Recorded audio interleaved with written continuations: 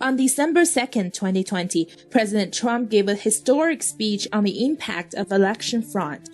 He said, "This is probably the most important speech I've ever given. If we don't eradicate fraud, the huge and terrible fraud that happened in our 2020 election, we won't have another country.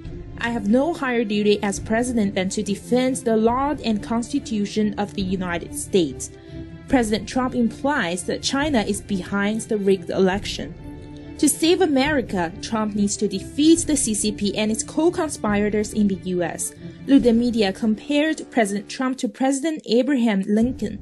Trump is fighting a war against a modern slavery system built by the CCP. No one is free until everyone is free.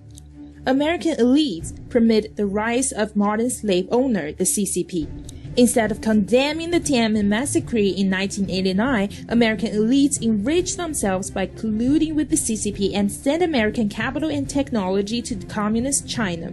The CCP has reaped most of the benefits as China became the world factory. Today, China's foreign exchange reserve is only $3.1 trillion compared with the top CCP family's overseas assets of more than $20 trillion. According to Miles School's interview on August 29, 2020. On the other hand, Chinese people are toiling away in sweatshops and suffering from the long-term consequences of environmental degradation by China being the world factory. Americans are victims too, as they lost high-quality jobs to the slaves in communist China. Today, America is under attack from the CCP's bioweapon COVID-19 and interference in the U.S. election. If America loses this battle, the CCP will turn the entire world population into its slaves in the name of building a community of shared future for mankind.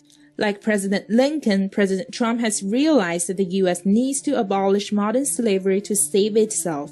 The suffering endured by Americans and Chinese are punishments from God for putting up with the CCP in the last 70 years.